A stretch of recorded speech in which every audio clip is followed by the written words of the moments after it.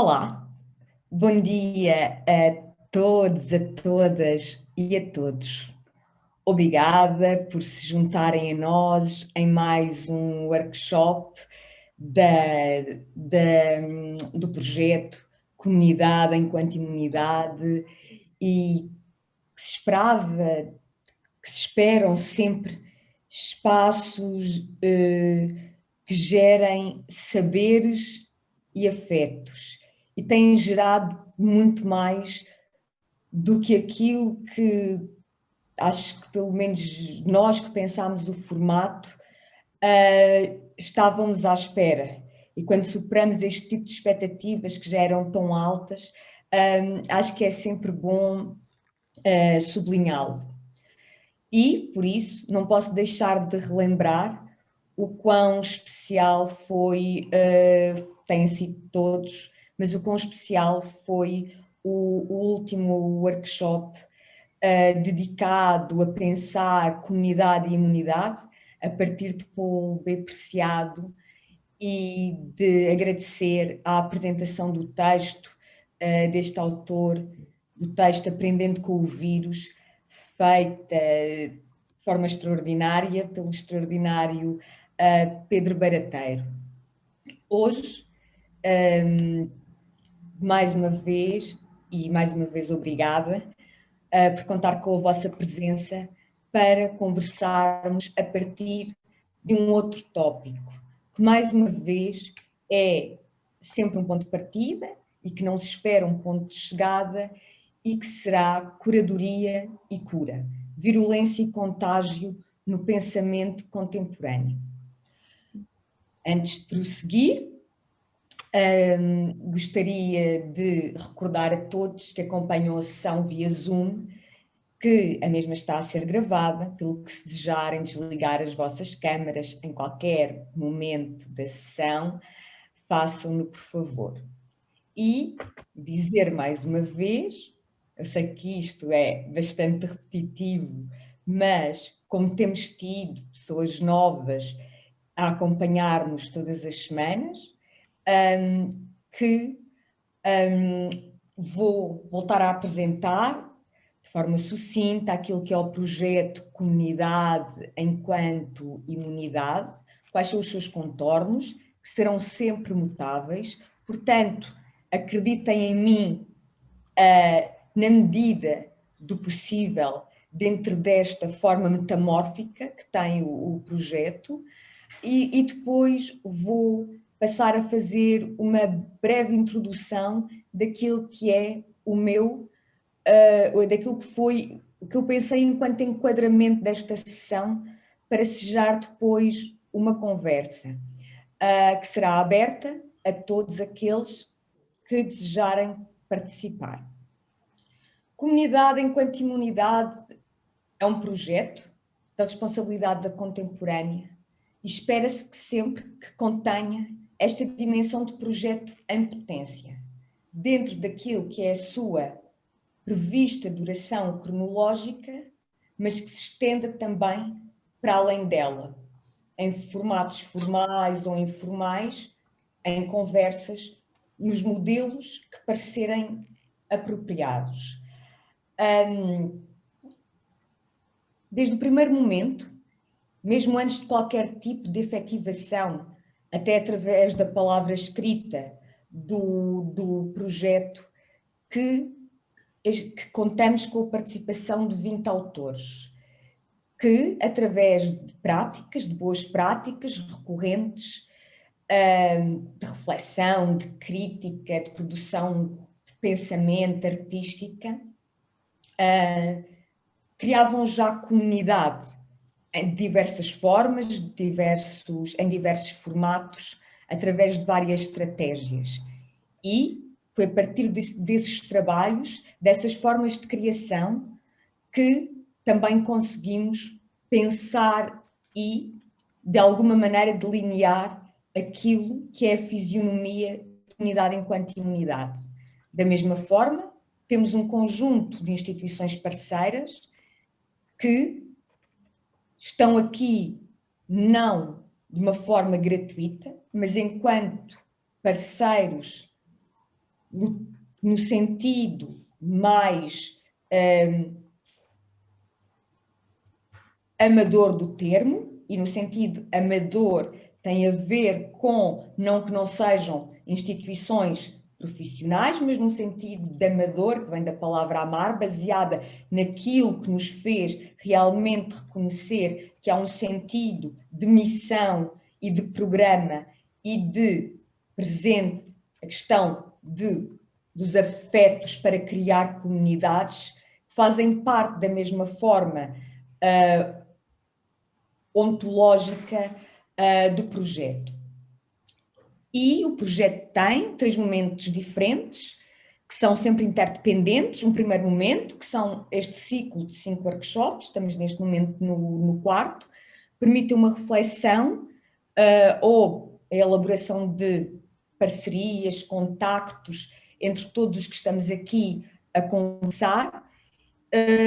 Depois, daqui surgirão, e daqui, dos trabalhos de cada autor, a criação de 20 conteúdos inéditos a ser apresentados numa edição online especial da Contemporânea, que serão depois adaptados a um jornal, papel, de distribuição gratuita. E dito isto, que já tenho dito algumas vezes, vou começar então para falar de curadoria e cura, virulência e contágio no pensamento contemporâneo, por uma tentativa que para mim tem sido sempre falhada e que tenho vindo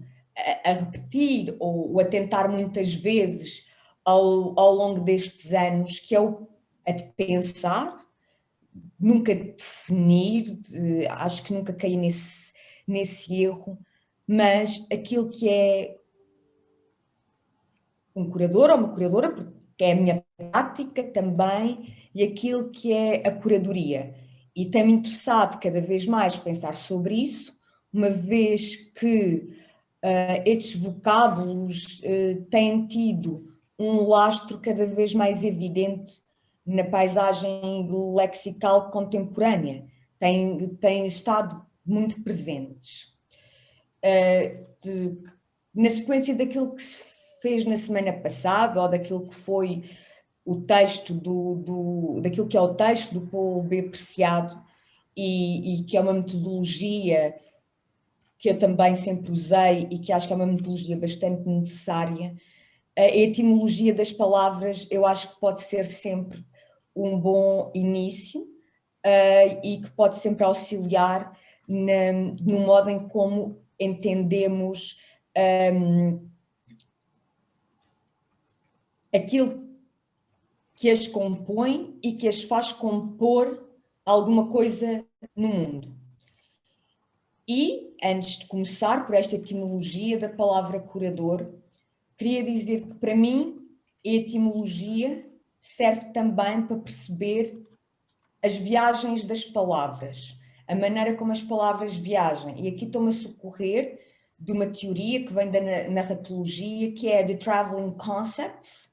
e que às vezes, mais do que a própria etimologia, importa perceber mesmo porque é que os conceitos viajam e porque é que, mais do que uma ideia de metáfora, a ideia da viagem dos conceitos, que é o que eu esperava que hoje pudéssemos fazer, pensar estes conceitos de cura, de virulência, de contágio, como é que eles têm viajado ao longo dos últimos anos e que se tornam realmente pertinentes para pensar um momento de viragem que é uma viragem pandémica. E então, curador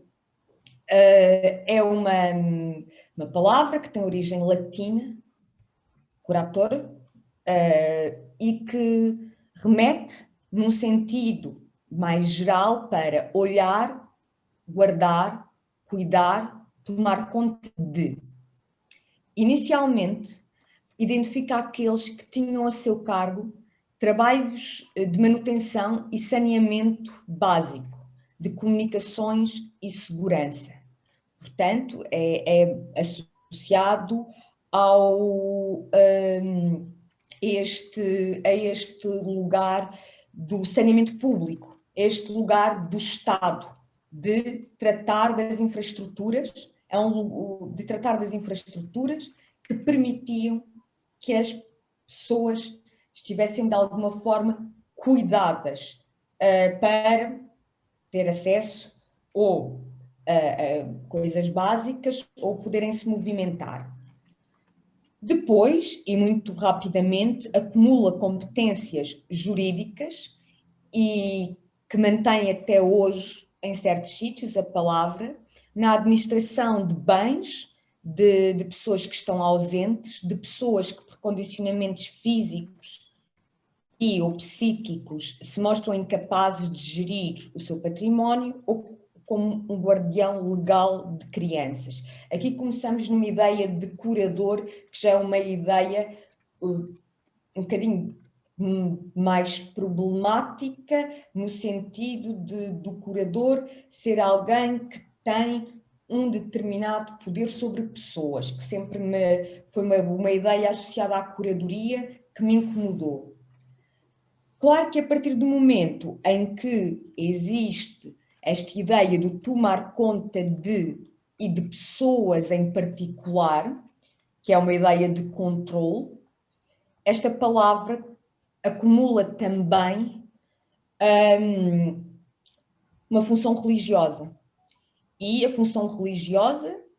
que é de representante da Igreja, o cura, que ainda se utiliza em algumas línguas, é aquele que é o responsável pela orientação e cuidado espiritual. Peço desculpa, fiquei sem o meu texto, não sei porquê. Era aquele que cuidava das almas. Passou a ser a pessoa cura, tinha a ver com esta cura das almas, nesta ideia. Por isso, esta ideia de cuidar das almas, esta ideia do cuidado e que depois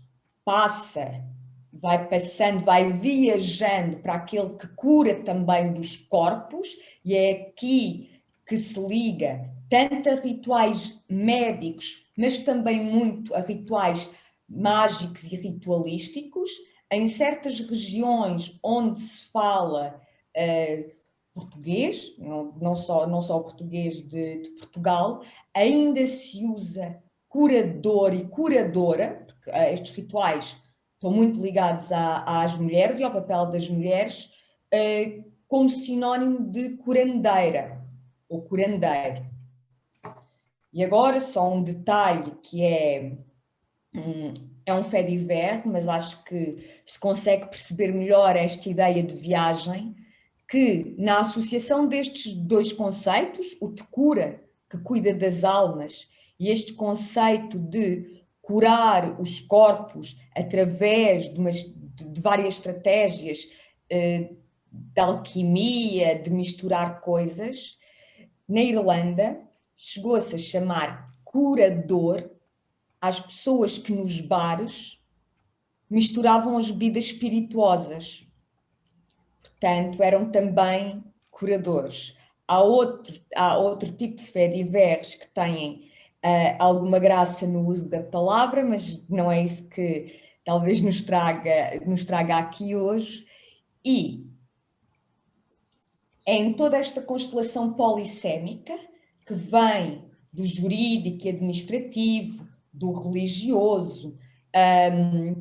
do médico, de todas estas ideias de cuidar de alguma coisa, que passa a ter um significado mais abrangente, que deixa de ficar tão circunscrito a determinadas áreas, que curador passa a consubstanciar vários atributos, várias valências. E essas valências deixam de ser estanques. Por isso, a partir do século XVI, começam a designar-se por curadores as pessoas que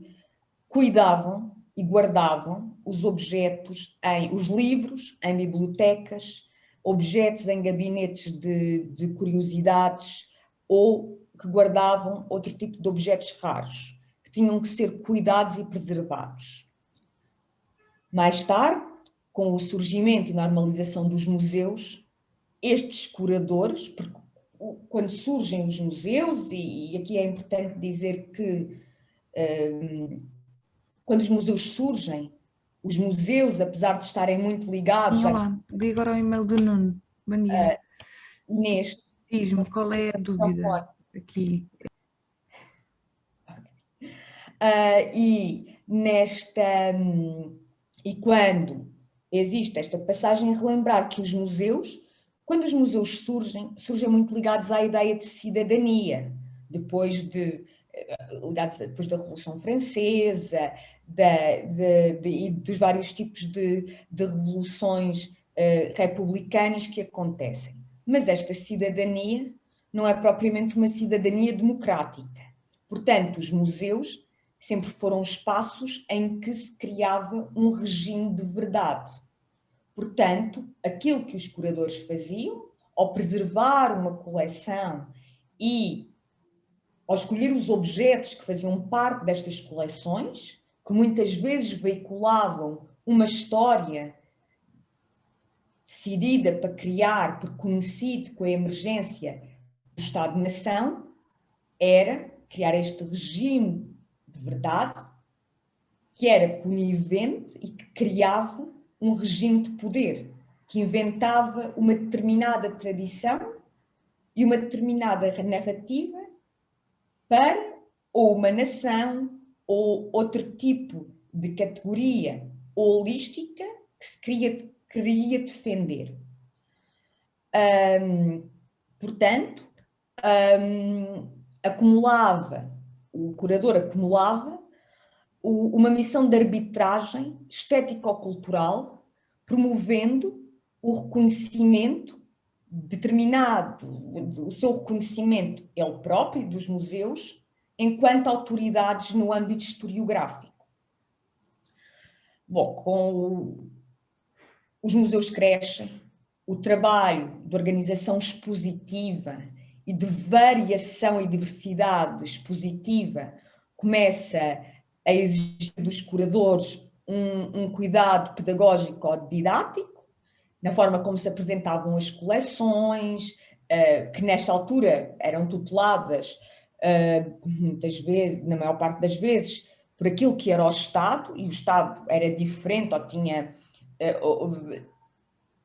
formações daquilo que nós consideramos políticas diferentes, podia ser republicano, podia ser monárquico, pronto, esses vários Estados, ou da Igreja. Portanto, este lugar político e de detentor de poder dos curadores existe desde muito cedo, porque eles controlavam aquilo que se inscrevia e reproduzia no regime sensível de cada espaço, de cada sítio e de cada época. E organizavam aquilo que era o olhar do espectador e na maneira de conseguir instituir regimes escópicos, a maneira como as coisas eram olhadas, a maneira como as coisas deveriam ser olhadas, quais as tecnologias de apresentação visual que valiam mais ou que valiam menos, o que é que era acessível ou o que é que era vernáculo e aquilo que era artístico, aquilo que era valorizado ou menos valorizado. E a função implicava, assim, não só este lado estético ou de organização de meramente de uma visualidade política, mas como também produzia visões do mundo. E os curadores começaram a fazer isso. É só a partir da segunda metade do século XX que a figura do curador se torna tão presente, existe mesmo o termo, bom, temos as viragens de tudo nesta altura, começa a haver a viragem cultural, a viragem colaborativa, a viragem de tudo, e temos depois, claro, a viragem cultural, que muito bem teorizada por Paul O'Neill no livro homónimo, Viragem Curatorial, e nesta altura, com a viragem curatorial, temos um ênfase na figura de um curador que deixa de estar ligado ou vinculado a uma instituição, obrigatoriamente, e passa a poder ser um curador independente, que deixa de escolher aquilo que está nas coleções do museu, mas que passa a escolher aquilo que pode ser incluído numa exposição ou em qualquer outro tipo de eventos. E o que é que fazem estes curadores? Estabelece novas condições, novas narrativas, que são paralelas às já existentes nos museus, portanto, muitas vezes apresentam-se, e acho que isto foi o grande salto e a grande diferença que se estabeleceu aqui, apresentam-se muitas vezes como contranarrativas e contradiscursos, porque isto também vem alinhado muito ao momento artístico da crítica institucional, em que se criticavam aquilo que acontecia dentro das instituições museológicas e passam a apresentar essas narrativas. Portanto, os curadores tentam elaborar manchas de conhecimentos através de vários aparatos dispositivos, formações visuais em diálogo, mas continuam a criar diversas percepções do mundo.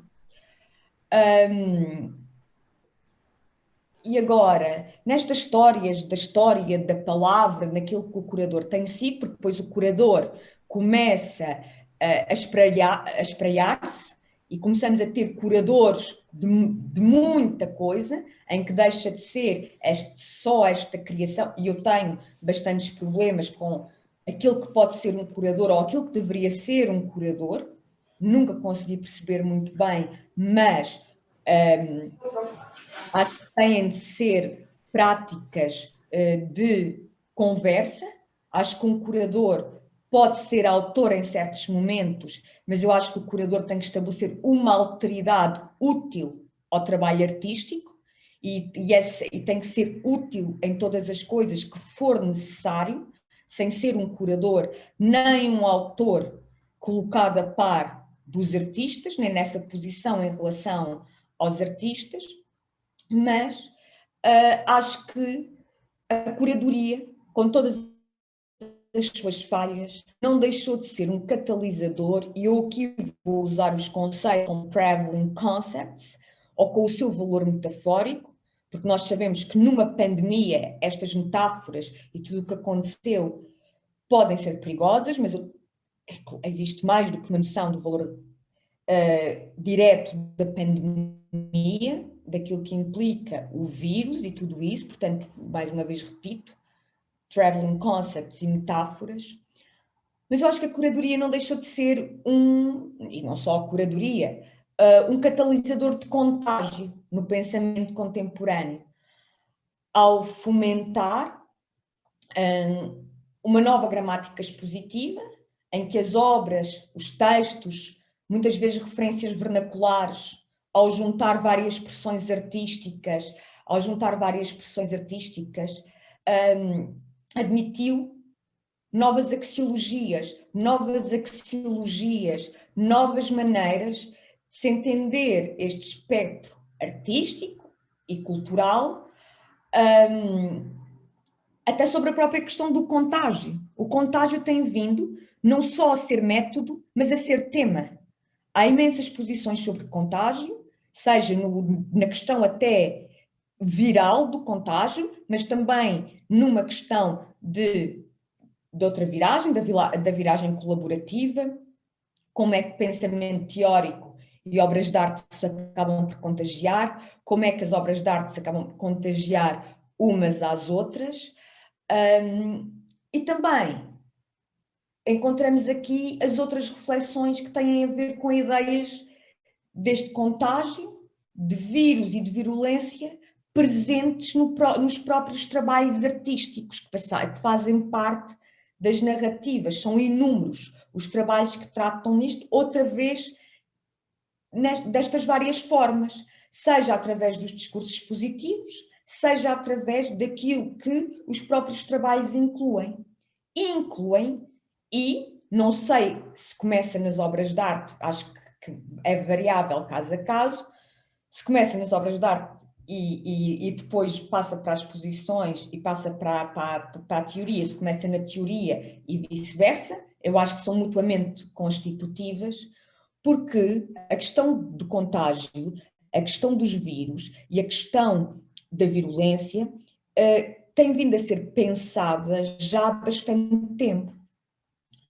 Num texto que está publicado no jornal Xuan CN, que se chama Contágio Social, Guerra Biológica Social na China, que pensa o contexto e a realidade pandémica na China e a partir do ano, fala de como isto hoje não é um lugar comum, é só uma evidência, de como a pandemia não é apenas uma pandemia, mas várias. E outro lugar comum, que não é só um lugar comum, é uma evidência, e como estas várias pandemias são resultado do contexto capitalista. E apresentam um exemplo, que é um exemplo que eu nunca tinha lido, mas depois fui pesquisar e é verdade, falando-se de epidemias ou de pandemias, de quão grave pode ser o aspecto viral, aqui em termos da virologia, em termos da epidemiologia, para fazer uma pandemia. No caso da gripe espanhola, por exemplo, que é a última pandemia grande que assolou pelo menos a Europa, houve estudos posteriores em que se disse que foi a carga viral, a virulência que tinha aquele vírus, que fez com que morressem muitas pessoas. Houve estudos posteriores em que se afirma, não se consegue ter a certeza neste momento, porque a tecnologia médica não existia, mas houve muitos estudos que disseram que a carga daquele vírus não era assim tão diferente de outros vírus. O que aconteceu naquele momento específico foi que, com o aumento da população tão grande, com uma globalização que estava em curso já por uma fase avançada de capitalismo e pela guerra, pela circulação de pessoas, as condições de vida eram muito más. A maior parte das pessoas não tinham condições de saneamento básico, de acesso à saúde, estavam muitos esforços encaminhados para a guerra, fazendo com que as populações não tivessem cuidados, as pessoas tinham de circular, não havia boas condições de alimentação, toda a gente sabe que na altura da guerra não havia, o que fez com que as populações morressem muito mais de uma doença e que essa doença, em termos virais, não era assim tão grave, tendo o vírus, que era um vírus da gripe, em relação a outras gripes, que noutras condições não teria tido estes efeitos. E ele apresenta este caso mostrando que até que ponto esta pandemia, que é grave, que está a matar pessoas, em que o vírus é grave, é resultado só do vírus e da sua virulência. E agora, ele pode ler-se no texto, e aqui estou a parafrasear, que aquilo que nos foi dito durante a pandemia foi muitas vezes: põe uma máscara e fecha-te em casa. E volto aqui àquilo que discutimos no primeiro workshop: cuidado, o vírus está na comunidade. E volto ao texto: fecha-te em casa, não causes o caos, mas o contágio é social. A solidão também é contagiosa. E o caos pode acontecer em isolamento também. E esse caos tem dois lados. Também, a sociedade também pode causar o caos e atacar os vírus. Elizabeth Povinelli, que já desde há muito, muito tempo usa na sua produção teórica o vírus enquanto metáfora de uma das figuras que mostra a perversão capitalista, relembra num texto escrito já durante a pandemia, em que ela vê a obrigação de recuperar essa ideia e de clarificar agora que havia um exemplo concreto que, estou a parafrasear outra vez, que o vírus e os seus efeitos diferenciados enquanto traços de exaustão extrativista causada pelo sistema capitalista a todas as formas de vida que encontra. E que isto pode ser só um cansaço. Esta pandemia é um cansaço do vírus, que é o próprio capitalismo, que retira vida, que tem uma potência extrativista que é exaustiva a todas as formas de vida que encontra. Neste contexto há várias referências, há um livro que fala, que diz que quanto maior é a quinta, maior é a gripe, que já fala de como a agricultura, que não é uma agricultura responsável, causa novas formas de doenças, e fala até de uma doença respiratória, fala da gripe, muito mais grave, e aqui existem várias teorias, e tendo em conta isto, deixo só aqui uma questão para parar de falar, que falo cada vez mais. Haverá neste paralelismo, nestes textos, nesta ideia de curadoria e de cura, a possibilidade de, pensando na curadoria artística e em tudo isto, encontrarmos uma relação entre cura, este trabalho de cura que pode ser feito pela curadoria, contágio e vírus, possamos pensar tanto de uma maneira positiva ou negativa, em todos os cinzentos que existem entre estes dois polos? Bom, deixando a pergunta, agradeço-vos imensa paciência de me terem ouvido. Muito obrigada, Ana. Mais uma vez, uma introdução à sessão ótima. Queria relembrar aos participantes que se juntaram a nós que podem desligar a câmara ou religá-la a qualquer momento, porque estamos a ser está a ser transmitido live e o vídeo dos workshops vai continuar online no canal do MAT.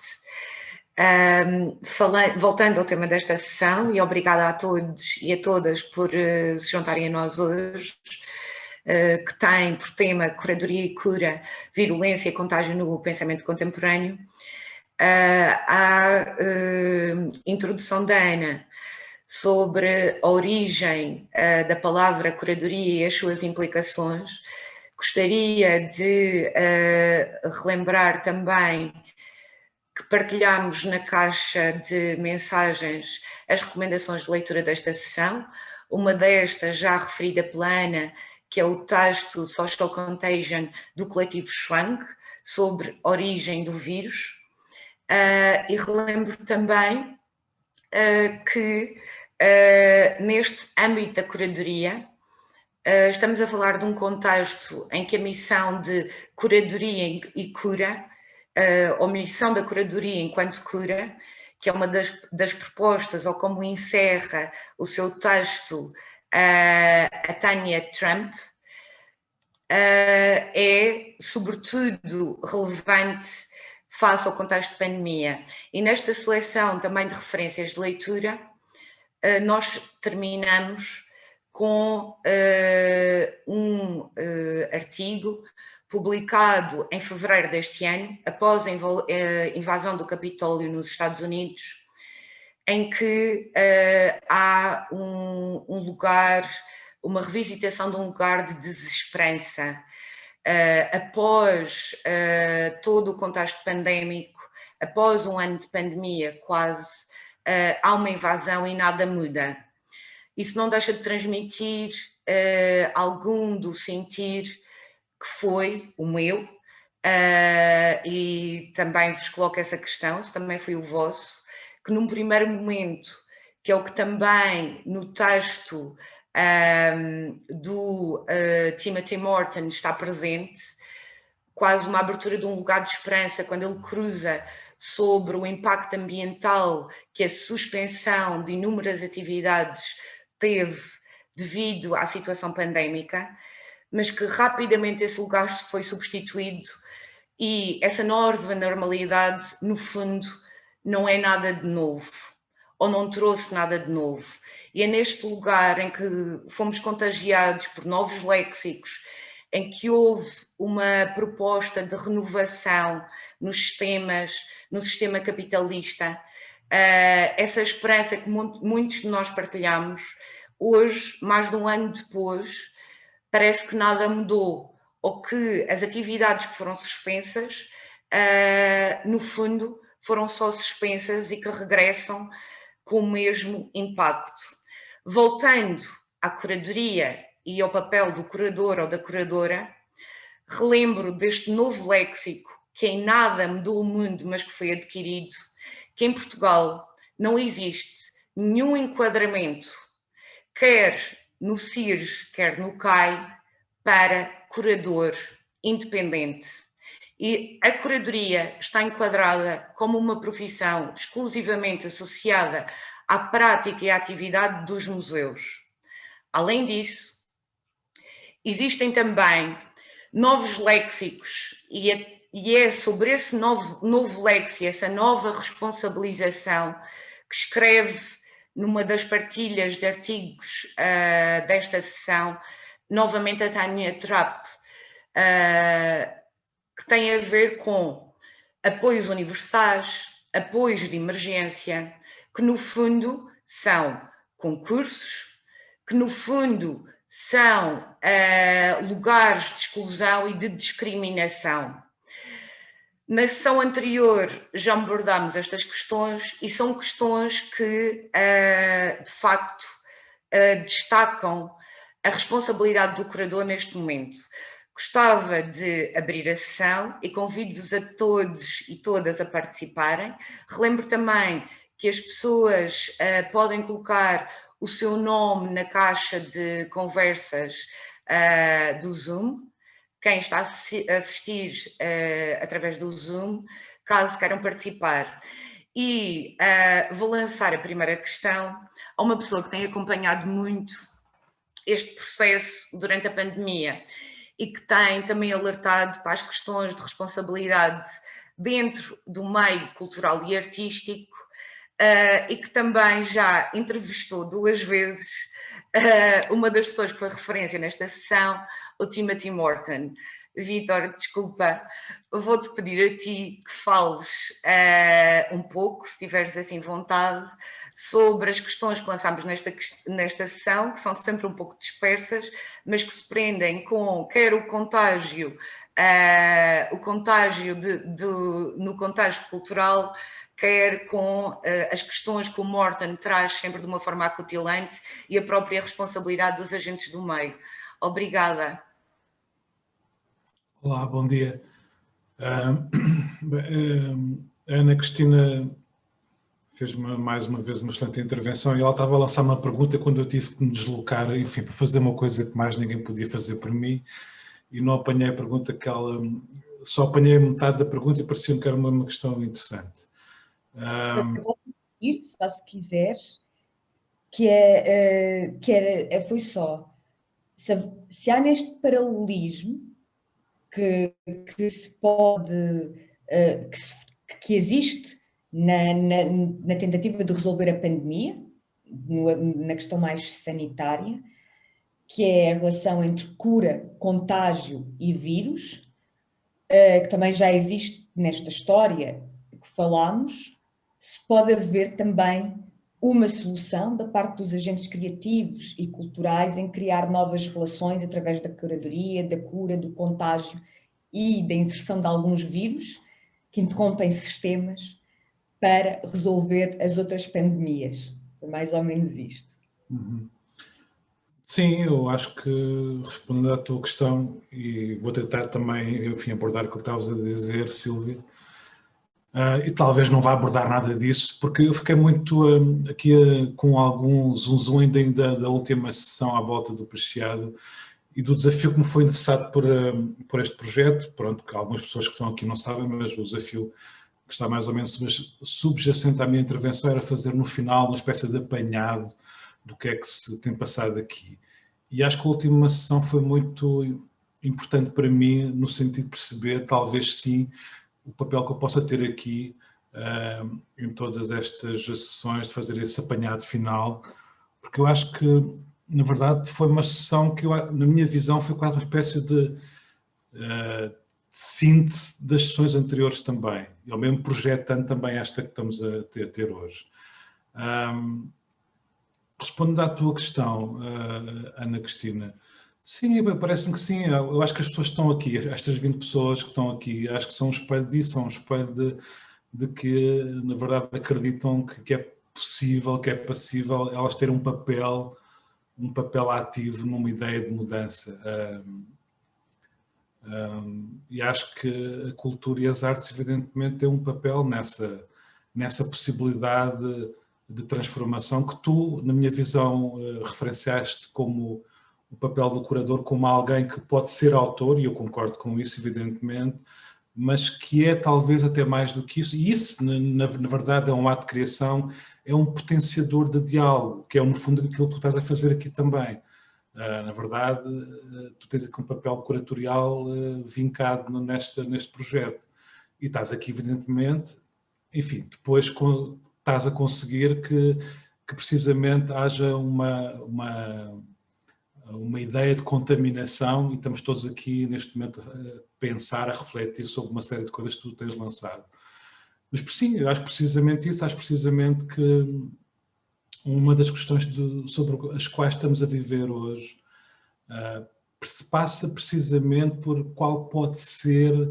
o nosso papel, ou seja, pegando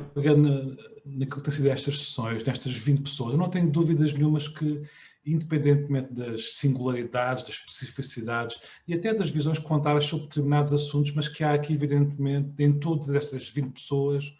uma ideia de quererem mudar o estado das coisas, não é? Ou seja, uma insatisfação que já vem, evidentemente, como tu tens referenciado, e na minha visão bem, que é uma insatisfação que vem de trás, que não vem de há 2 ou 3 anos, acho que vem das últimas 2 décadas, mas que continuadamente se foi expondo uma situação de mal-estar, muitas vezes um mal-estar difuso, sem que se consiga ganhar muitos contornos, sem que se consiga perceber, por precisamente como tu tens vindo a evidenciar, todas essas noções do neoliberalismo ou do capitalismo, como que queiramos chamar, muitas vezes as duas noções tocam-se, tem precisamente essa dose de complexidade e de lado difuso, que nem sempre é, na verdade, muito apreensível para a maior parte das pessoas. E esse, na verdade, é, da minha visão, um dos grandes desafios hoje em dia, é como é que é possível tornar as pessoas conscientes de todos os mecanismos que estamos aqui a falar, ou seja, mecanismos que são muitas vezes complexos, e evidentemente as pessoas muitas vezes quando pensam a realidade, pensam a partir de coisas muito, enfim, muito coloridas, muito sensacionalistas, ou então coisas fáceis. Na verdade, por exemplo, o momento que estamos a viver hoje em dia à volta de toda esta história da corrupção, da possível corrupção de Sócrates e por aí fora, claro que todos nós estamos queremos que as pessoas que cometem delitos sejam julgadas e sejam eventualmente punidas, não é isso que está em questão. Mas, evidentemente, a corrupção é apenas um nódulo no meio de toda esta história. Mas as pessoas acham que, levando os corruptos todos para a prisão, de repente nós seremos todos felizes. Evidentemente a questão não é essa, a questão é muito mais complexa, até de uma forma muito abstrata do que isso. E este momento, precisamente, na minha visão, tem essa faculdade, quase essa potência de expor, precisamente, de uma forma muito, não diria muito nítida, mas muito mais nítida do que era passível ser visível para a maior parte das pessoas até há uns tempos atrás. E isso, na verdade, é uma oportunidade para estas 20 pessoas que estão aqui e para muitas outras que acreditam que é possível mudar. Com todos os perigos, evidentemente, que existem envolvidos nesta ideia, e pegando, evidentemente, no contexto português hoje em dia, toda a gente está a falar que, por exemplo, o caso Sócrates é evidentemente uma oportunidade também para as forças negras se afirmarem ainda mais. Há sempre esses perigos. E é no fundo também sobre isso que o Timothy Morton reflete, ou seja, sobre a Silvia diz que, eu não sei se percebi muito bem a tua ideia, mas no caso concreto desse texto que tu referenciaste, que ele tem ali um live de optimismo. Eu acho que ele tem o Timothy Morton é alguém muito singular, evidentemente até do ponto de vista da academia, porque essa possível lastro de esperança é um lastro de esperança depois do fim do mundo. É um bocado isso, ou seja, eu percebo evidentemente o que é que ele quer dizer. E evidentemente que o Timothy Morton é alguém que congrega, na minha visão, algumas das teorias mais fascinantes que hoje em dia podem ser pensadas, questionadas, refletidas sobretudo a partir de, por exemplo, de acontecimentos como este que estamos aqui a vivenciar,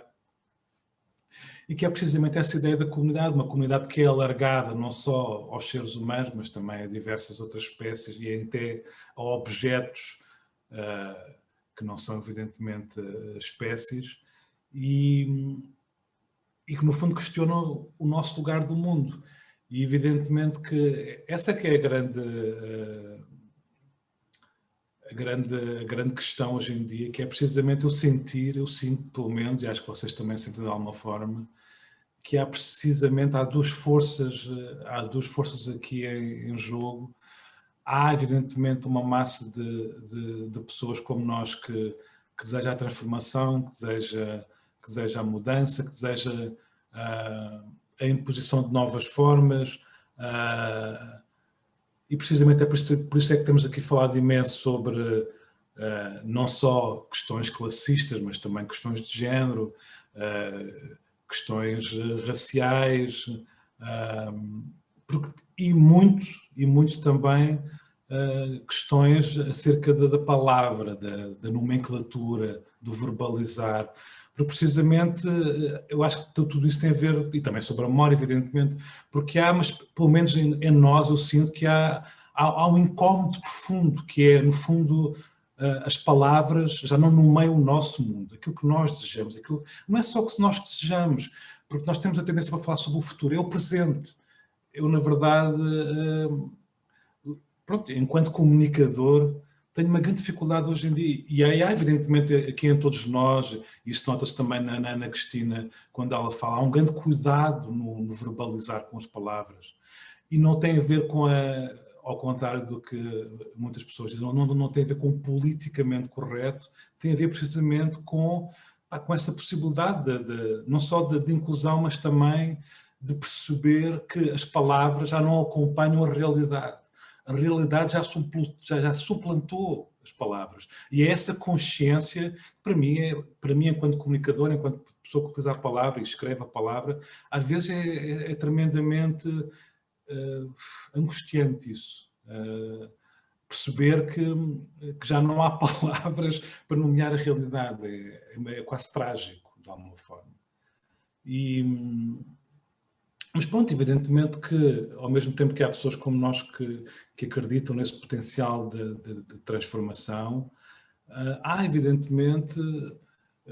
pessoas, sejam elas pessoas em lugar de privilégio que acham que chegaram lá através da sua meritocracia, ou outro tipo de afirmações hierárquicas de poder que não estão interessadas na transformação. E depois, no meio destas duas, chamemos assim, forças, existe uma massa de pessoas que estão extremamente confusas, estão extremamente... tanto podem ir para um lado como para o outro. E é precisamente a partir dessa ideia que eu acho que este projeto pode ser também interessante, a partir de como é que se pode hoje em dia comunicar com pessoas que estão tão confusas como eu sinto que existem hoje em dia por aí fora. E pronto, e aí mais uma vez, acho que sim, acho que as artes e a cultura têm um papel absolutamente fundamental, mas claro que existe um risco que é,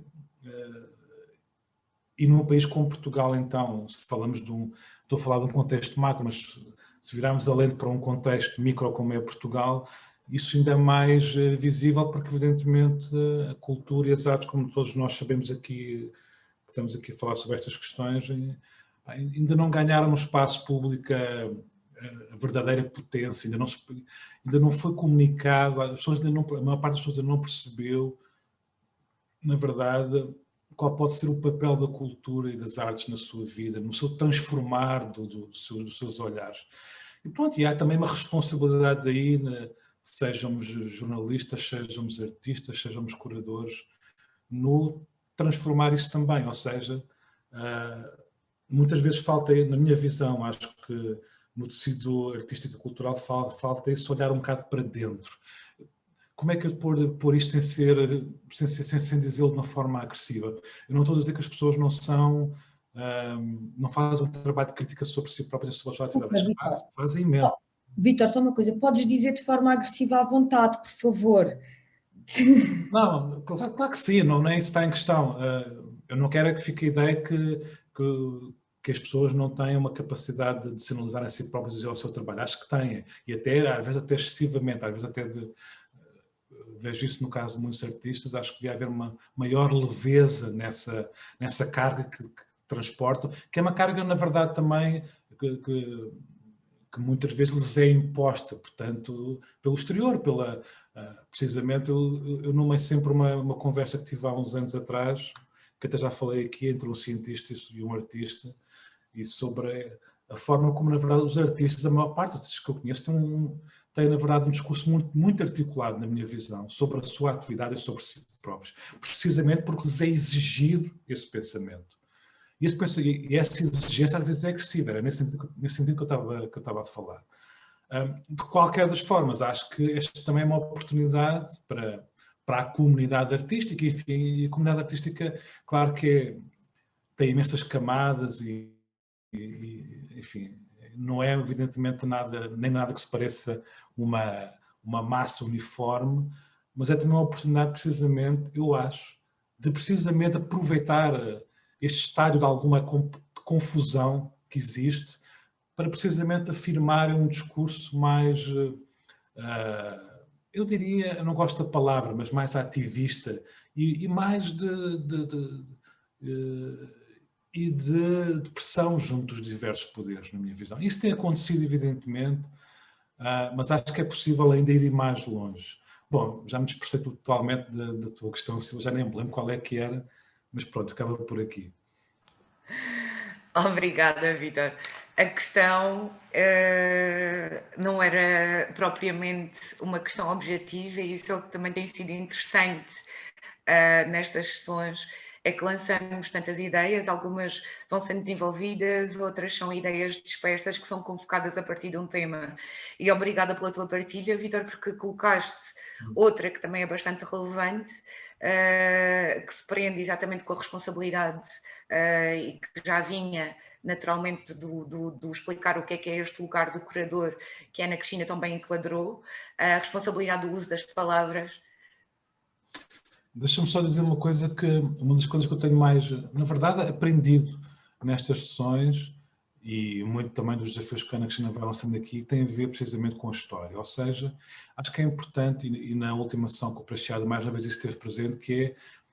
nós as pessoas que desejam a transformação da atual realidade, percebermos que, na verdade, não estamos sós, que há todo um legado que nos foi deixado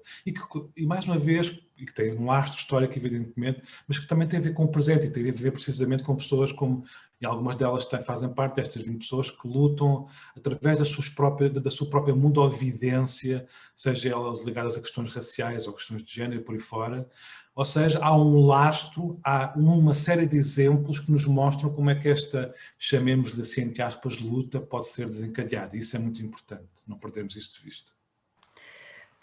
E Vítor, e obrigada, porque acho que as tuas crónicas no último ano têm trazido todos esses temas, e em relação ao Timothy, provavelmente aquele curto texto que nós partilhamos aqui é um dos mais otimistas dele, sendo tão sarcástico. Ele, além de propor um agradecimento, ele agradecer ao vírus, diz que o vírus é beleza.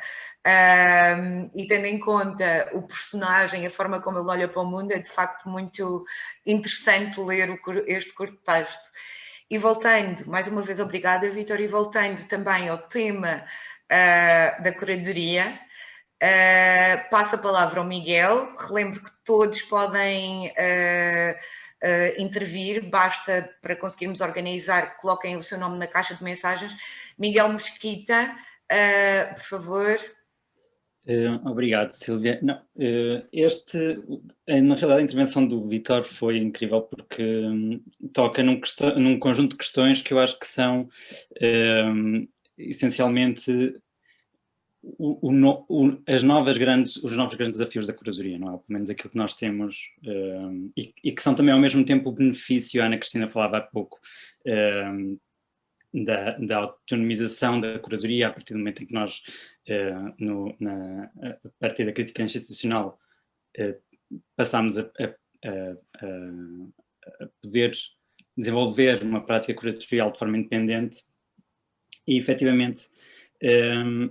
eu ouvia o Vítor a falar desta questão do trabalho que tem que se fazer e do espaço de informação que um conjunto de pessoas confusas têm procurado no meio de um conjunto ou seja, num conjunto de narrativas que têm vindo a ser estabelecidas e que de repente são contrariadas por um conjunto de pessoas e por vozes muito ativas que essencialmente, como o Timothy fala, são catalisadas por esta pandemia, por esta circunstância do vírus. E é engraçado, e esta autonomização da prática da curadoria tem como benefício precisamente a possibilidade de criar e de estabelecer contradiscursos e contranarrativas que não eram possíveis dentro das instituições museológicas, não é? Ou seja, quando nós pensamos que e tu há pouco falavas do nosso CAI em Portugal e foi muito engraçado perceber esta genealogia que a Ana fez da palavra da curadoria, não é? E perceber que na realidade o CAI em Portugal vai à primeira fase da genealogia da palavra, nem sequer não é curador em museus, é conservador em museus. Portanto vai mesmo àquela fase inicial do olhar, cuidar e tomar conta, não é? Portanto, é uma coisa muito, muito, muito preliminar, que não teve o travelling do conceito, não é? Esta migração do conceito e a dilatação do conceito, e que institui uma ação do curador e do desenvolvimento das práticas curatoriais dentro do museu na construção de uma narrativa histórica e das narrativas históricas dominantes que agora nós tentamos, através de uma prática curatorial independente, contrariar e que podemos efetivamente contribuir para, talvez ao mesmo tempo alimentando esta confusão de um conjunto de pessoas, mas pelo menos trazer novas perspectivas, novos discursos, convidar artistas e criadores a trabalharem sobre, lá está, como o Vítor dizia, as suas próprias mundividências e trazerem perspectivas que têm sido abafadas e que são tradicionalmente abafadas pelas instituições por questões políticas, por questões de próprio interesse das instituições, questões de receita, lucro, etc. E eu estava, tinha aqui uma nota também de uma coisa que o Vítor tinha dito, que tem a ver com esta questão precisamente da leveza com que os artistas levam o seu trabalho e que tem a ver com, de repente, a responsabilidade que esta prática curatorial independente e a forma como nós envolvemos os artistas e dialogamos com ele e o espaço de representação que queremos garantir e de fala, existe precisamente um grau de consciência e de seriedade que impõe aos artistas ou exige aos artistas uma reflexão que provavelmente ou possivelmente não deveria ser obrigatório no seu espaço de produção, ou não deveria ser o foco do seu espaço de produção. Mas, ao mesmo tempo, é precisamente isso que está a ativar um conjunto de situações que nos permitem entrar em debates sobre as construções históricas dominantes e como é que nós podemos encetar diálogos e discuti-los e desconstruir ou desmistificar estas narrativas e de qual é que é o nosso papel e de como é que a cultura pode efetivamente, e pegando no que o Vítor estava a dizer, que a maior parte das pessoas talvez ainda não percebeu como é que a cultura pode ter ou pode desenvolver um papel dominante dominante ou relevante na sua forma na sua vida, na sua forma de compreender o mundo. E é com este género de trabalho, com este género de partilha entre curadores, artistas e esta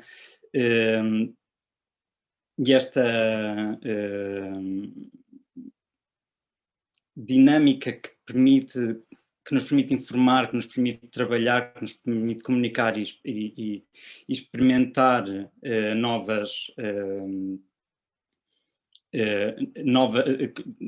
narrativas ou narrativas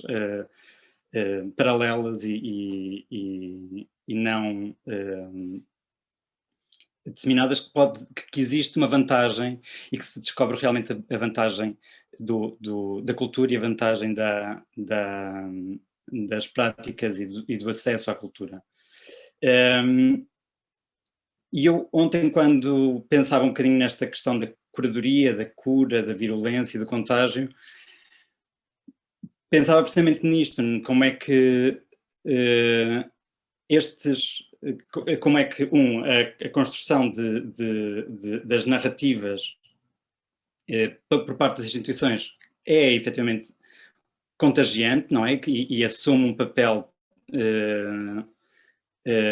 determinante na construção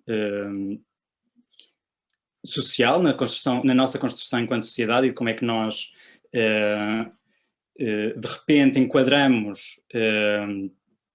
historicamente um conjunto de referências. Eu, por exemplo, lembro, para mim o caso mais paradigmático disto é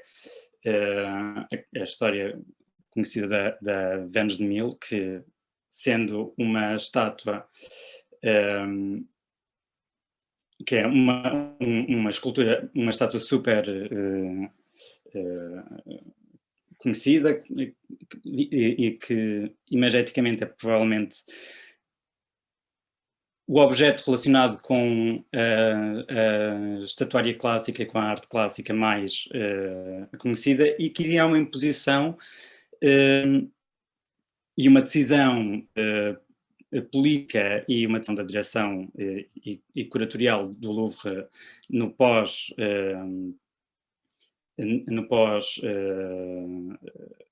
queda do Império Napoleónico, não é? Portanto, no fundo, após a queda de Napoleão, há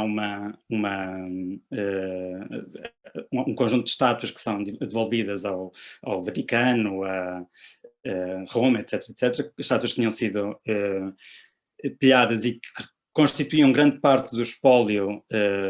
do Louvre, com esta dignidade, portanto, esta estatuária clássica, representando não só a perfeição, mas também as grandes civilizações clássicas e, portanto, França em todo o seu esplendor, e no pós-queda de Napoleão, o Louvre fica completamente despojado deste património, e entretanto aparece a Vênus de Milo e é enquadrada como sendo uma estátua excepcional e, portanto, representante do classicismo grego, e uma estátua excepcional. A crítica toda aprova como sendo uma estátua clássica, e só muito recentemente, há coisa de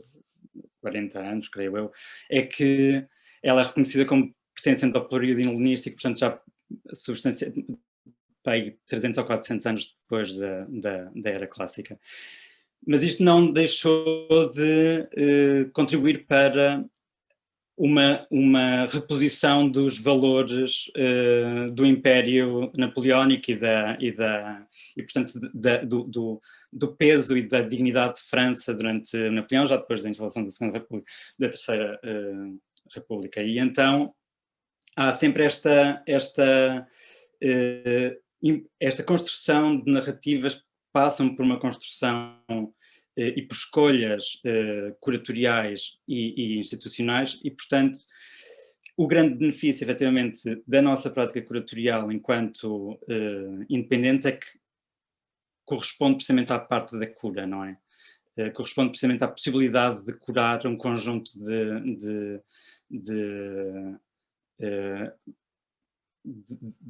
doenças ou de patologias que foram sendo criadas por esta construção de narrativas. E só para terminar, é interessante que a Bienal de Coimbra, há 2 edições, portanto a segunda Bienal de Coimbra chamava-se Curar e Reparar. E a determinada altura o Delfim Sarro, no texto de Sala, dizia que a arte não tem, não cabe à arte funções de cura. Eu poderei discutir e discordar até certo ponto, mas efetivamente poderá não caber à arte esse efeito, mas sem dúvida cabe à curadoria preocupar-se com essa questão e com a forma como contagia e como dissemina ou espalha lugares de certeza que podem ser prejudiciais, mas que acima de tudo têm que ser espaços de debate e espaços de contestação e a mim até certo ponto de ativismo também. Ana, não sei se queres chegar em alguma coisa também aqui. Obrigada, Miguel. Ana, não sei se queres complementar a ideia ou seguir o desafio proposto pelo Miguel. Queria só deixar aqui também, antes, 2 notas. Em Portugal, e pelas questões que o Vítor colocou, e voltando à responsabilidade, provavelmente o grande público só descobriu, ou só teve contacto com a palavra curador, curadora, com o caso Serralves João Ribas. Além disso, é uma discussão contínua sobre se é possível ser curador ou exercer curadoria contemporânea, seja artes visuais, artes performativas. E vejo aqui a Raquel Castro, e deixo a nota, se a Raquel Castro quiser intervir, porque é um âmbito da curadoria no plano da música, teríamos muito gosto. Mas continuando, será possível fazer curadoria contemporânea sem considerar todas as questões que já foram tratadas nesta sessão sobre a dimensão da cura, questões como paridade, questões como desigualdade social, questões como representação, se isso não será um projeto, ou projetos expositivos ou projetos curatoriais que não abordem essas questões ou que não considerem essas questões, se podem ser consideradas curadoria contemporânea. Pronto, eu gostava muito de ouvir outras pessoas, para além da Raquel, que se ela falar connosco, eu ficaria mesmo muito feliz, que ela tem um trabalho que eu sigo e admiro imenso, porque é realmente a partir deste lugar de curadoria que se inscreve nas boas práticas que este projeto persegue, não no sentido de stalking, mas que acompanha e que motiva este projeto. Mas eu aqui, sendo que maioritariamente eu discordo do Delfim Sardo, nesse caso que a arte não cura. A ideia que a arte não cura não é uma ideia nova, de todo. A ideia que a arte não cura é uma ideia que surge principalmente no pós-Segunda Guerra Mundial, aliás, com a famosa frase de Theodor Adorno,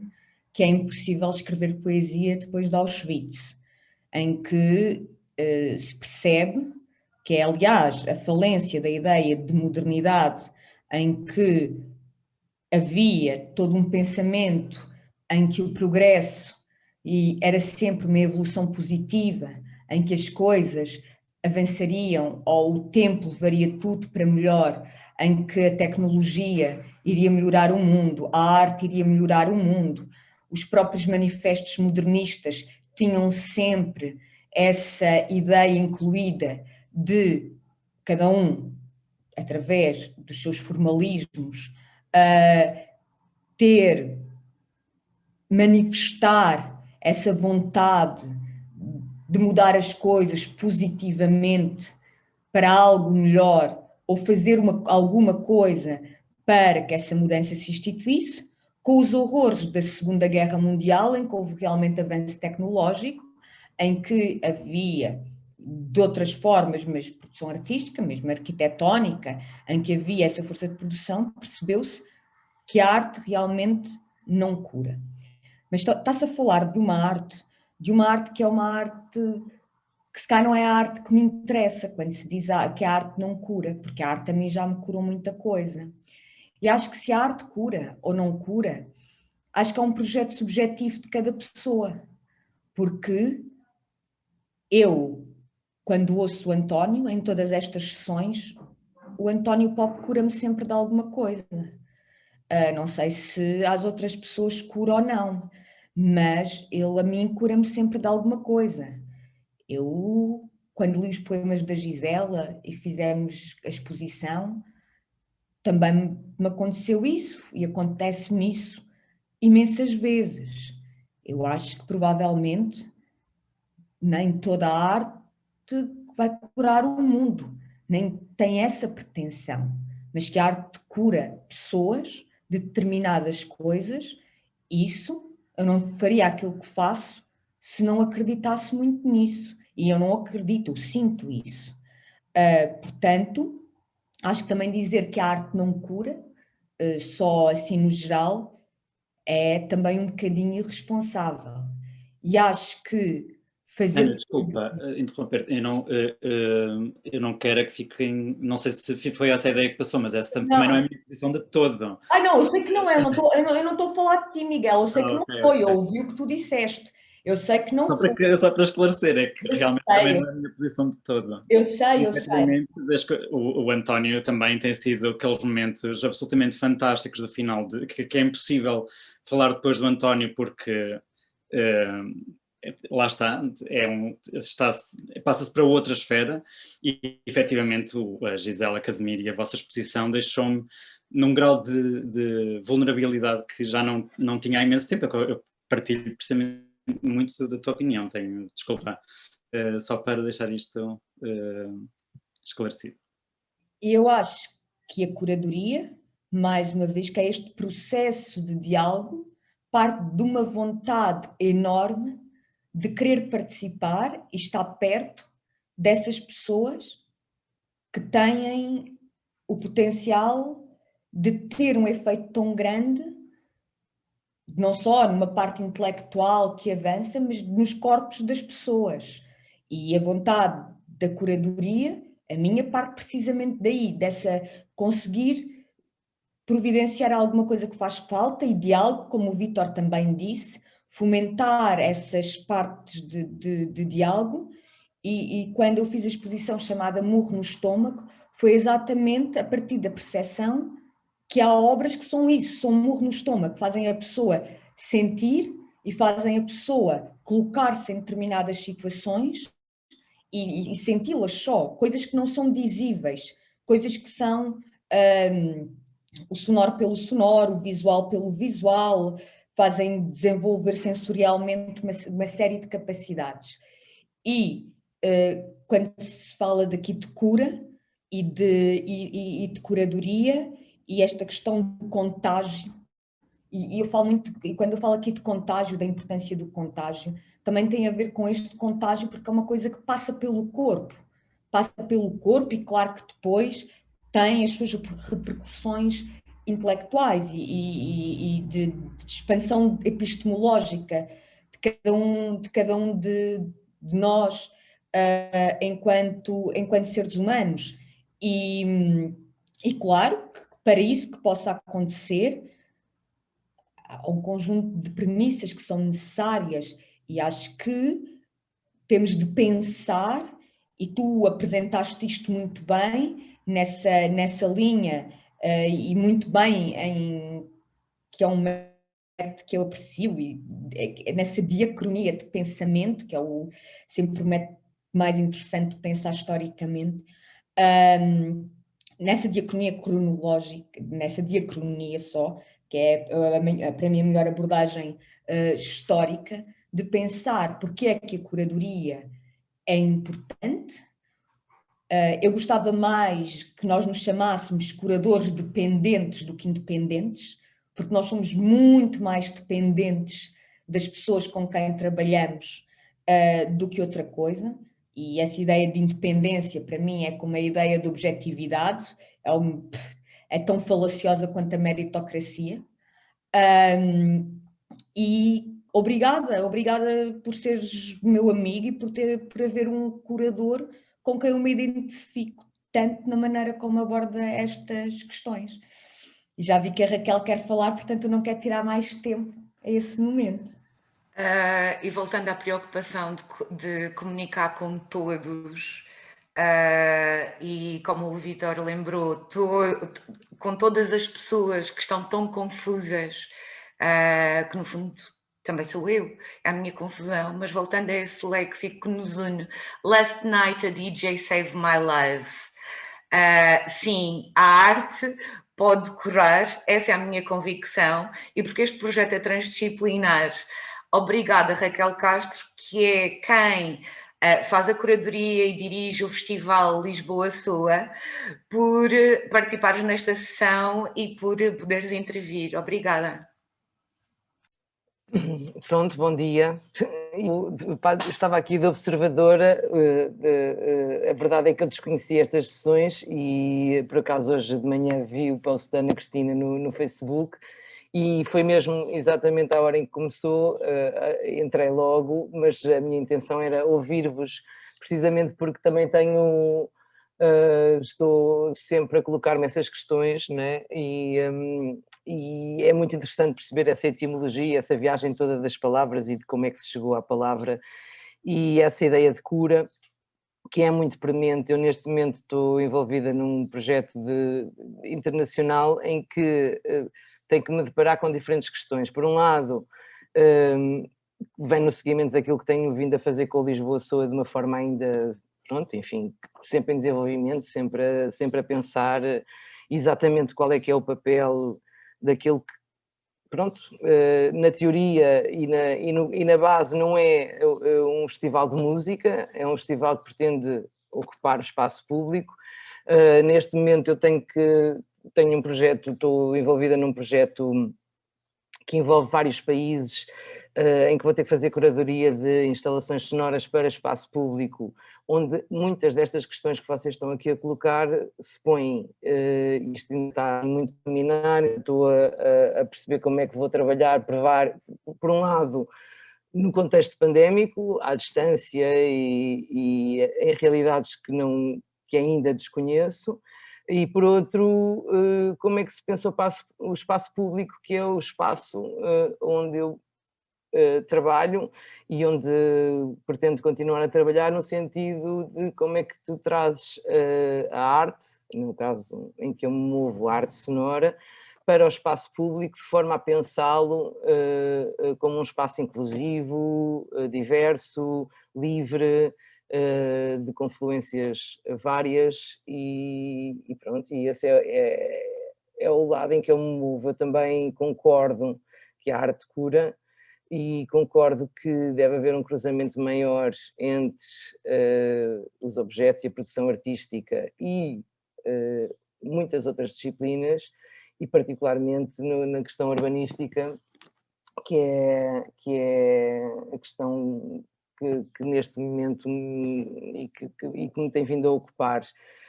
sobretudo se pensarmos que, enfim, no espaço público, neste contexto pandémico, tornou-se ainda mais sensível, tornou-se um único espaço onde nós podemos convergir e que ao mesmo tempo nos deve permitir distância e ao mesmo tempo promover proximidade. Portanto, isto são tudo questões complexas em que eu tenho estado a tentar criar um discurso e pronto, eu não estava mesmo de observadora e ouvir-vos super interessada. Vou continuar, tive já a ver o vosso programa e irei estar na próxima sessão porque também me interessa particularmente. E não sei, não tinha nada preparado, mas digo um olá a todos, obrigada. Obrigada, pelas intervenções. Pronto, eu estou a produzir texto e um projeto artístico em que todas estas matérias me interessam particularmente e pronto, irei acompanhar-vos seguramente e pronto, e criar diálogos sempre que for preciso e que houver oportunidade. E temos Lisboa só em 22? Sim, mas bom, isto é sempre uma incógnita, não é? Todos os anos tem que se perceber. Este ano a coisa será bastante diferente do habitual, porque estou envolvida também num projeto, pronto, que me irá ocupar durante algum tempo, mas também porque eu acho que é importante pensar, ou seja, este ano, por exemplo, em 2021, a proposta passa por criar precisamente conteúdos que fiquem, não é? Porque, quer dizer, fazer um festival, fazer uma curadoria, fazer uma instalação, fazer uma exposição, o que for, quer dizer, não é só pegar em obras e colocá-las num espaço, há todo um diálogo e toda uma pesquisa que é feita e toda uma série de outras ideias que têm que ser pensadas e às vezes acho que é importante pensarmos, investigar mais, escrever se possível, voltar a pensar, reinventar e acho que é uma altura para eu fazer. O ano passado fizemos uma edição em contexto pandémico, este ano continuamos em contexto pandémico e pronto, e em termos de festival propriamente dito apontamos mais as agulhas para o futuro, vamos ver. Podes só nos relembrar quais são as datas de Lisboa Soa para este ano? Para este ano é isso que eu te estou a explicar, eu ainda não vou poder falar muito sobre isso, mas não será um festival como tem sido até agora, portanto ainda está em aberto. Ainda há coisas por definir, portanto não posso ainda dizer uma data nem exatamente, mas não será um festival como foi nos anos anteriores. Deixei aqui o link do vosso Facebook e vamos acompanhando. Obrigada. Obrigada, Raquel. Obrigada a vocês todos. Obrigada. Gostava também de relembrar mais uma questão associada a este tema, que tem a ver, e retomo em modo de provocação, este lugar de responsabilidade da curadoria no trabalhar sobre lugares de exclusão, que são os apoios. E quando se falava sobre que relevância tem a arte e a cultura para o comum cidadão, quando relembramos estes lugares de partilha reproduzidos infinitamente em frases como a que eu relembrei do DJ Save My Life, que responsabilidade é que tem o curador e a curadoria no alertar, no não ceder, no relembrar a responsabilidade no momento atual, no momento em que se lançam programas de apoio, se lançam programas de emergência e que voltam a ser lugares de exclusão. Gostava, se calhar, aqui novamente o Miguel e a Ana Cristina poderiam ajudar-me, porque no ano passado, junto com a Ana Cristina e com a Celina, quando montámos este projeto e candidatámos à DG Artes, montámos não só esta candidatura, montámos mais 2 candidaturas, um a fundos europeus. A Ana Cristina desenvolveu também com o Sérgio Fazenda Rodrigues outra candidatura que já resultou e já se concretizou num projeto na Galeria Balcony, que foi fazer de Casa Labirinto. E nesta altura nós analisávamos o nosso privilégio, o privilégio de estando em casa, de tendo casa, o privilégio de ter condições tão básicas como comida, abrigo, e ter também disponibilidade mental e emocional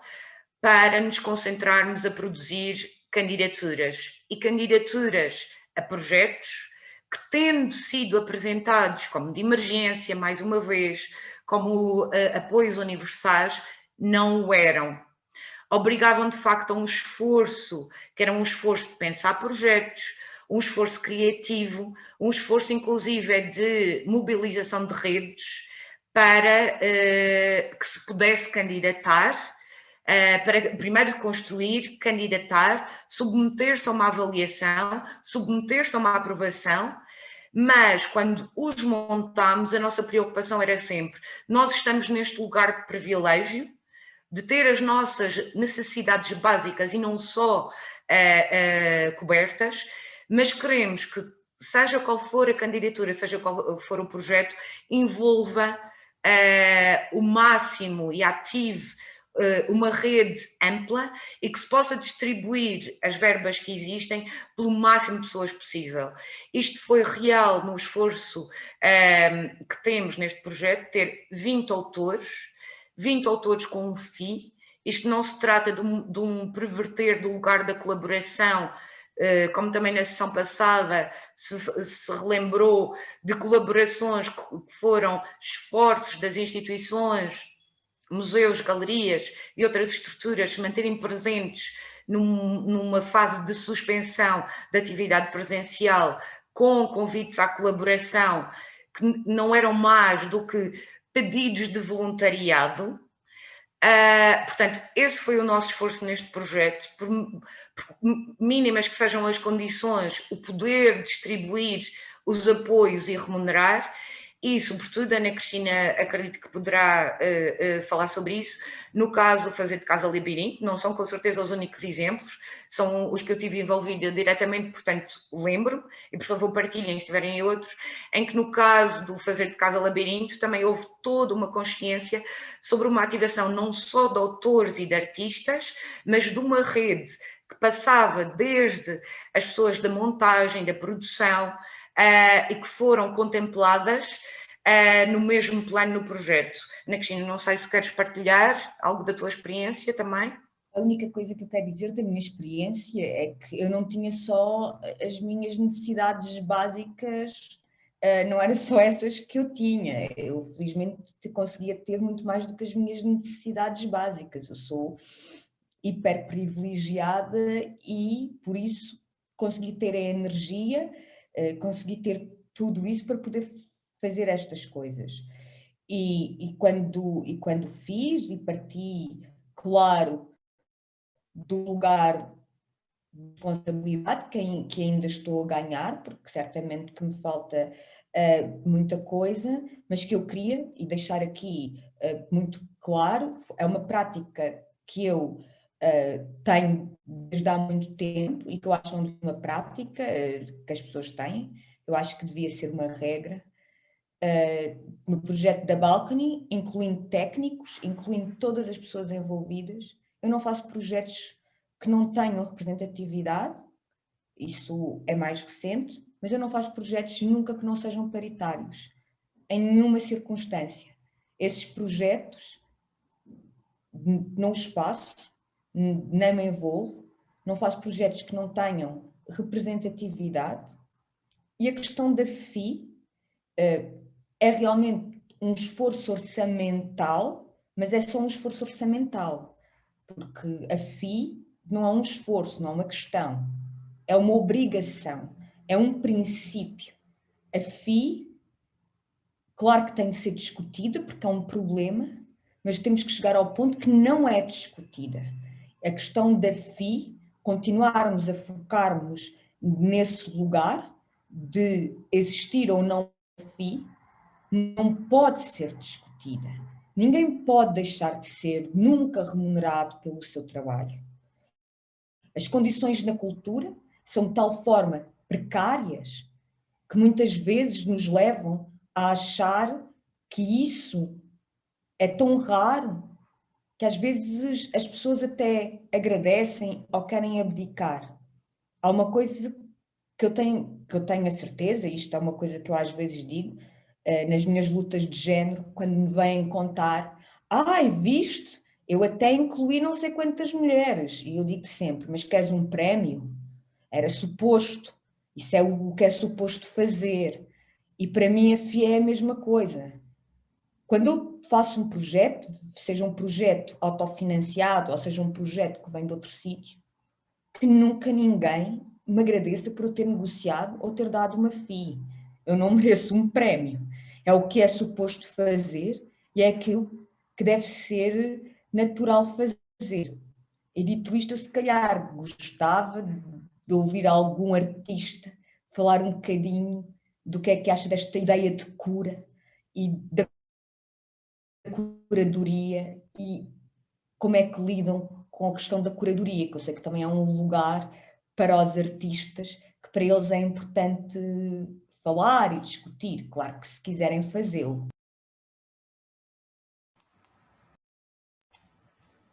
Eu gostava de, sim, a palavra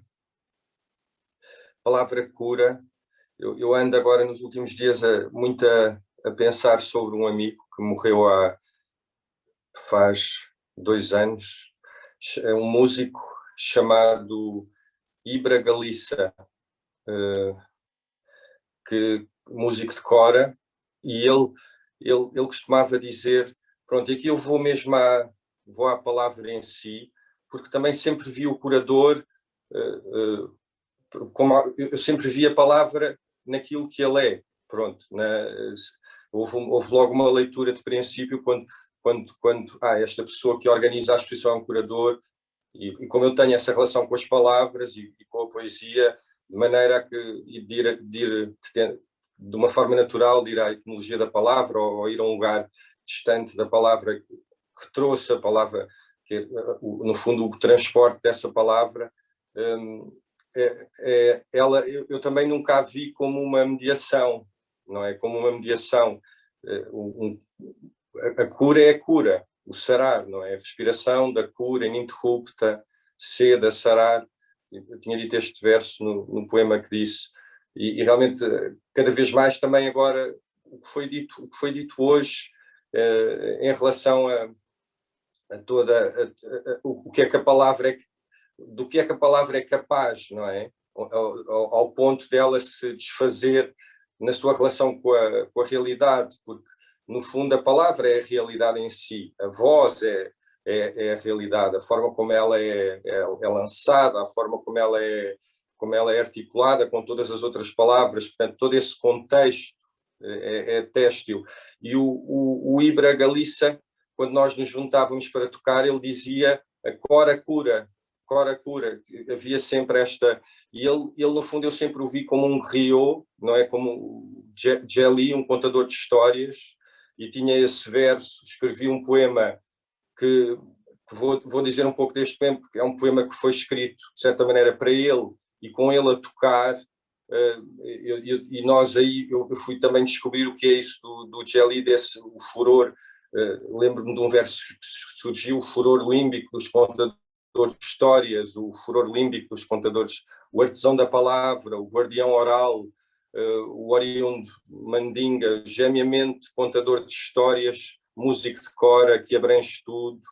cadência que sara a voz criada, a fala do encontro de uma forma arcaica de aleluia,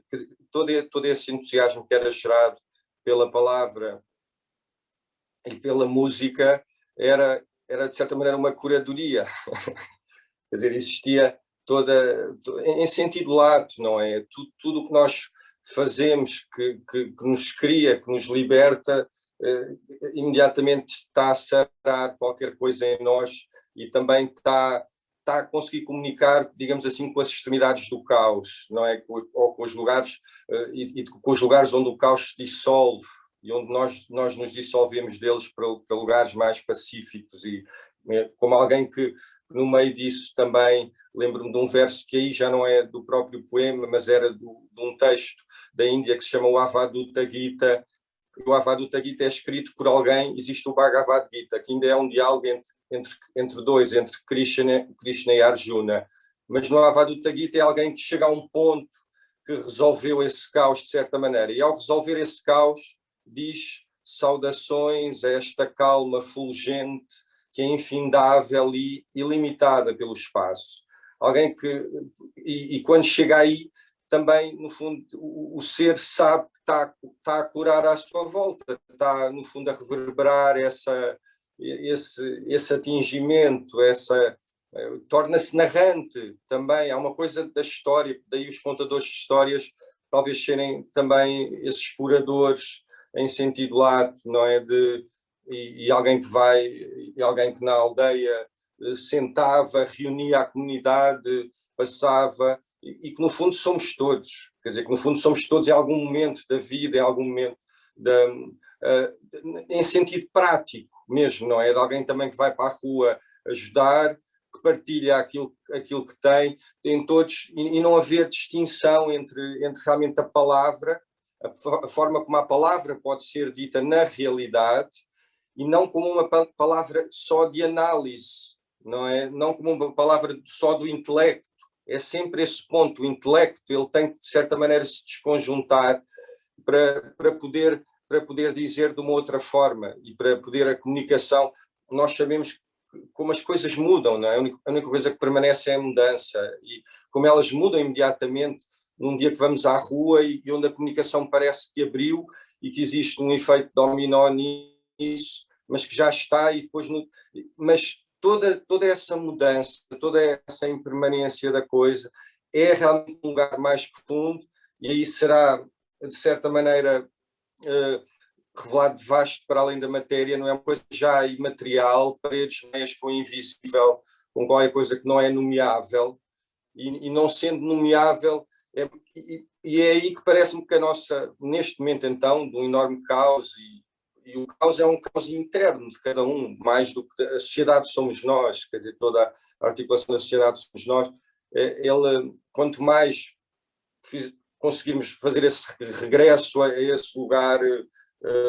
interno, onde digamos, não há distinção entre o sujeito, o observador e o observado, não é? Sujeito e objeto. Quanto mais existir menos de dualidade entre esses lugares, mais me parece que é tremendo que se atravessa, não é? Mais que o atravessar pode ser realmente da matéria, onde a matéria se cumpre, o Ibra era muçulmano, o Ibra fazia jejuns enormes e não bebia, não fumava, era assim, tinha uma postura, tinha um sorriso enorme. Existe outro Braima Galícia, eles são familiares,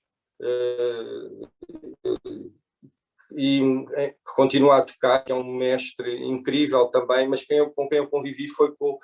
no fundo foi com o Ibra, que eu conheci, era o Ibo, e ele realmente uma presença incrível, e tocava este instrumento que é um instrumento em estrela, não é? Que tanto pode ser solista como ao mesmo tempo pode ser acompanhante de tudo, não é? Pode ser a base, pode ser a estrela em coisa, pode ser E ele tinha isto, ele não falava muito, mas ele era um contador de histórias à sua maneira, através do seu som. E nós fomos, eu comecei este poema então, e um dia disse, então, estou no deserto, em cima de uma duna, o vento atravessa cada corda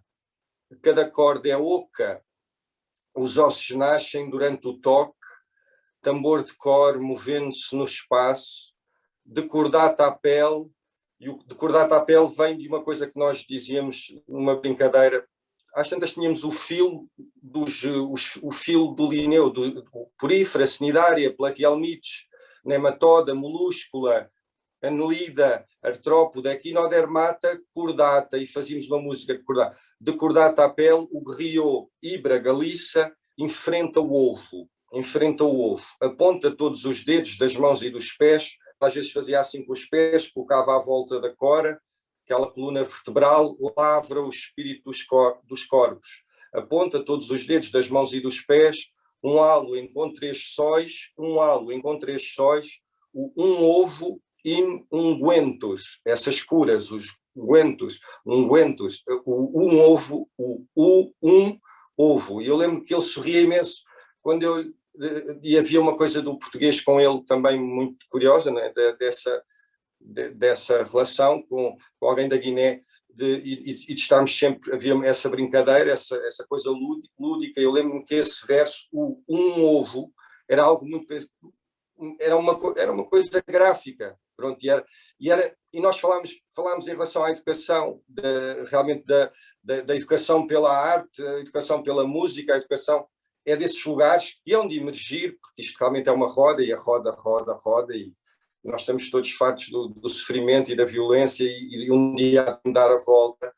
e havia, neste ponto, havia um lugar de conversa um pouco sobre a educação, é no fundo aí que a coisa também vai, e que vem agora também na educação da metamorfose, e desta um ovo e não aguento, na linha de morro, desritmia, todos os mistérios da harmonia, anunciação, a música reina, desritmia, todos os mistérios da harmonia, anunciação, a música reina, apura a ponto de vestígio ileso, a inteireza que não se consome, cessa de produzir carência, a inteireza que não se consome, coral de vértebras, que era a cora, lavra o espírito dos corpos. Ele tinha realmente algo de espiritual no sentido matérico da palavra, no sentido, o espírito é matéria, ele fazia esse contacto, ele era realmente muito, ele estava, e muito simples,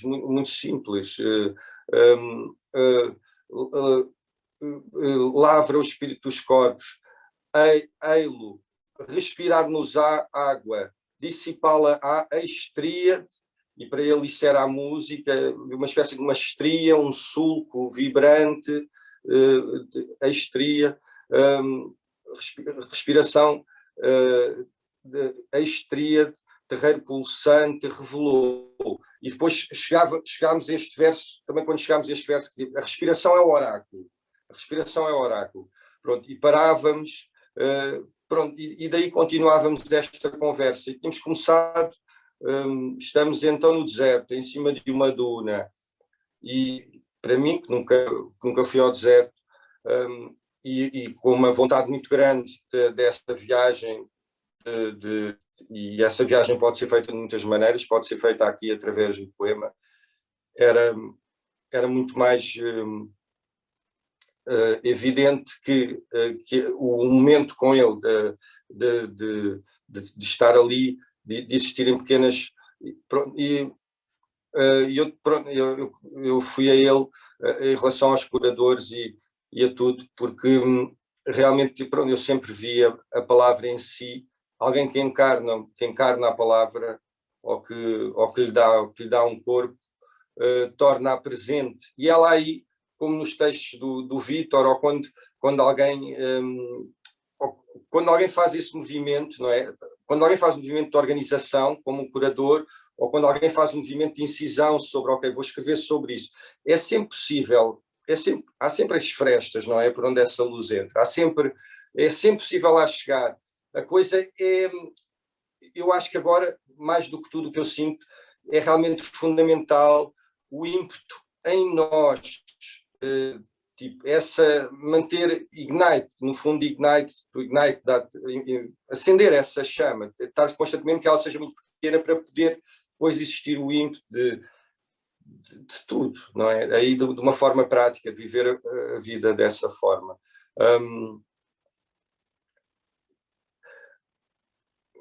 É isto, eu acho que sim. Pronto, tenho pensado muito no Ibra Galícia. Ele faleceu na altura que eu estava a fazer uma grande exposição, onde, pronto, depois acabei, eu tinha começado um desenho que ele sabia que eu tinha começado muito grande, e acabei, que era um desenho panorâmico, com caligrafia de muitas línguas, onde eu fiz uma pesquisa sobre caligrafias, todas elas que não as nossas, digamos assim, menos as línguas do Ocidente, mas todas essas línguas ideogramáticas e que têm o desenho, e acabou por se chamar Pauta para Ibra Galícia, e está muito presente essa figura tão simples e tão resolvida, não é? Da mesma maneira que eu lembro dele dizer, fomos fazer este concerto e agora vou comprar comida, vou comprar arroz, ou eu lembro dele uma vez dizer que ia comprar os coisas de arroz para mandar para a família. Aquilo parecia-me também uma coisa tão, lá está, uma forma arcaica de aleluia, mas era exatamente isso. Foi fazer a sua arte para depois ter aquele dinheiro e ele ia à Guiné, e também era um construtor de coras dos instrumentos. Ele depois voltou com uma cora sem a cabaça, uma cora aberta, com outro som, e levava, portanto, mas havia essa, e ele era, como todos nós, imigrantes, não é? Um nómada que tinha vindo parar a Portugal e que na altura que faleceu muito novo, estava a gravar um primeiro disco na Suíça. Ele estava a começar a trabalhar com um grupo de músicos fora de Portugal, e tem estado muito presente essa sua curadoria. Também, pronto, a curadoria realmente é ensinado, porque aí também relativizamos tudo aquilo que nos condiciona, não é? Em relação a toda mas é o meu testemunho. É o tempo. Obrigada, António. Obrigado. Da interrogação se a arte cura, passamos à tua afirmação, a cora cura. Ao contrário das outras sessões, nós não vamos fazer uma síntese, vamos deixar todas as questões em aberto. E se não nos encontramos nas afirmações, ao menos que se marque encontro ou reencontro no espaço público, em torno das questões mais simples, ou em torno das questões aparentemente mais simples. Relembro-vos que este é o penúltimo workshop do ciclo do Projeto Comunidade enquanto Imunidade. No próximo quarta-feira temos com o tema o poder e a ação da programação cultural, manifestos e manifestações. Espero que possam participar. Obrigada. Este workshop não foi transmitido no canal do MAT, por uma questão técnica, foi transmitido no canal da Fundação EDP, contudo depois o vídeo estará disponível, como habitual, na página do MAT. Obrigada a todas e todos, e vejo-vos na próxima semana.